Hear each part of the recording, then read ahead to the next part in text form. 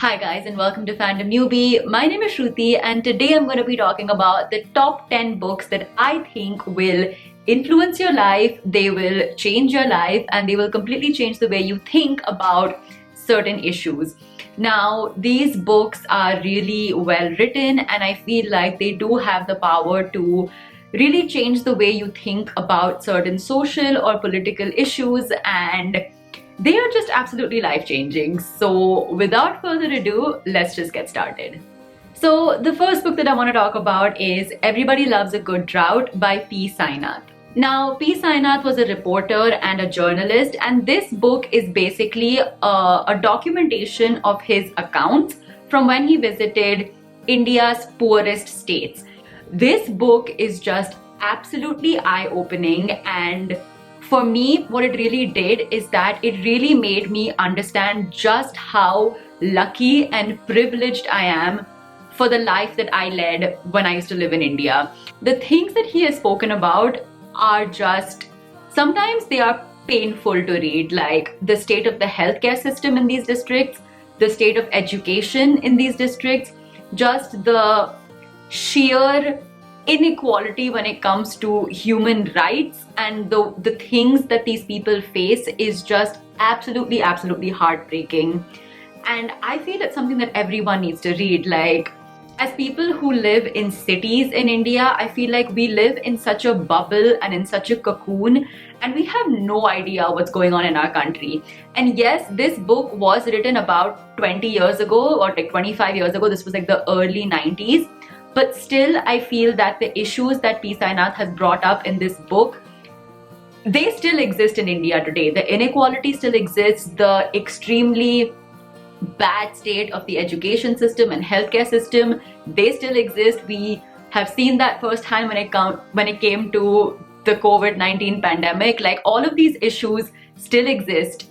And I feel like everyone should read this book just to know exactly what goes on, and also to really understand how privileged and lucky we are. Like, really read this book. It is truly eye-opening and something that will completely change the way you think. It'll completely change the way you think about yourself, and also just how much or what you can do to contribute towards the betterment of our country. The next book that I want to talk about is The Burden of Democracy by Pratap Bhanu Mehta. Now, this book is basically an extended essay, and it talks about the evolution of politics in India. And it is like a 90-page book, but it's one that's quite difficult to get through because of the language. The language in this book is a bit difficult, so this is definitely not like beginner friendly at all. This is meant for advanced readers. So if you can handle like difficult prose, I highly urge you to read this book, because I feel like it's one of the best books that I've read that explains Indian politics. So right from when India got independent to about, again, I would say the mid-90s or early 2000s, it really talks about how democracy and how politics kind of evolved in the country and how it's led to where we are today.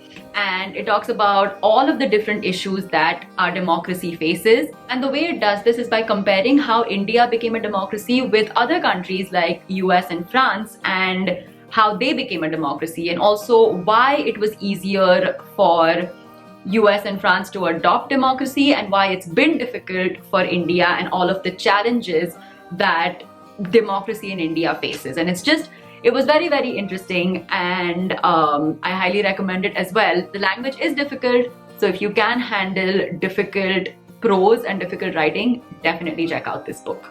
Now, the next book that I want to talk about is Tuesdays with Morrie by Mitch Albom. So Morrie was Mitch Albom's like psychology professor, I think, in college, and he was a professor that Mitch really liked.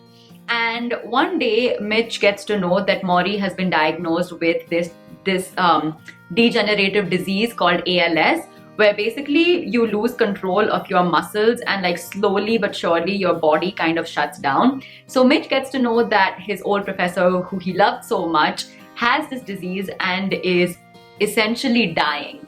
And so he reconnects with his professor years after he's graduated from college. And this book is a documentation of each of those meetings when he meets his professor.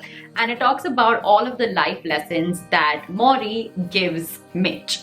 Now, the lessons imparted in this book are very simple. They are very much about love and finding a deeper meaning to your life. But I feel it's very important for our generation, especially because of how we are just stuck in this hustle culture and in this rat race to just constantly be competitive and always kind of like, chasing money or chasing fame. And I feel like if you're in that zone because you're feeling bad about your life because you're constantly comparing it to someone else who is more famous, has more money, has more everything than you, then I feel like taking a step back and reading this book can really help change your perspective and kind of make you appreciate what like the good things in life are that you have. And the lessons might be really simple, but I feel like it's exactly what you need to hear if you're stuck in this sort of competitive zone where you're feeling bad because somebody else is doing better than you are. So I feel like if you're feeling that way, this book can really help you and it can really give you a different perspective and make you feel better. So definitely check this out. The next book that I want to talk about is The Little Prince by Antoine de Saint-Exupéry. Now, this book is actually a French book that's been translated into English, and kind of along the same lines of Tuesdays with Maury, this book also talks about how to kind of be happy in life, how like to be more curious and imaginative in your life, and how to embrace your life and live fully and happily. Now, this book is actually a children's book, and essentially what it is about is this thought-provoking and very meaningful conversation that takes place between the narrator and this character called the Little Prince. And that conversation that they have is very deep and very meaningful, like I said, and it really talks about that, just like the essence of life. And essentially it is how, like, when you're a child, you're always filled with this imagination and curiosity and just like this kind of love for life, but as you become an adult, that kind of goes away. And so this book encourages you to get that spark back in your life, to be more curious, be more imaginative, and just live life to the fullest. And I feel like it is such a heartwarming book. And again, if you feel like you're in a little bit of a life slump, if you feel like you really need that heartwarming pick-me-up book that will make you fall in love with your life and just make you feel very happy and magical inside, then read this book because it will do that for you. It's really the best heartwarming kind of pick-me-up book that you need, especially if you feel like you're in a little bit of a slump.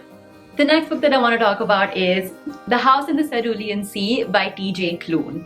Now, this is a fantasy book which is set in this world where there are normal people and then there are people who have magical powers.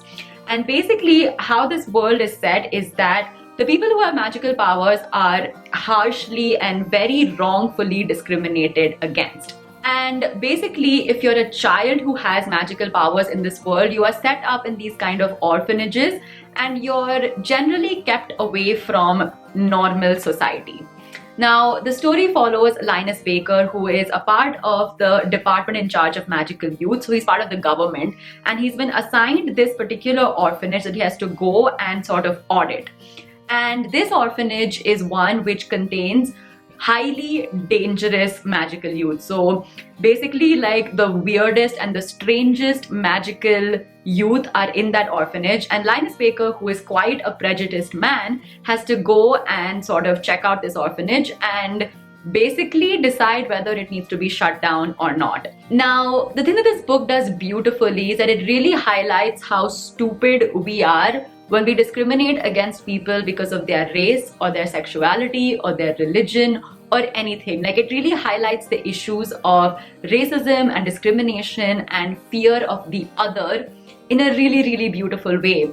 Using these fantastical elements, it really highlights how beautiful the world would be if people would just be more accepting and if people would just learn to love rather than hate. And I feel like it really highlights that message in a very, very beautiful way. This book also, like The Little Prince, is extremely heartwarming. Someone commented on one of my videos that this book is kind of like a Disney Pixar movie in book form, and that's 100% how this book is. It is super heartwarming, super sweet, but it has a really good message packed into it. So again, highly, highly recommend this book.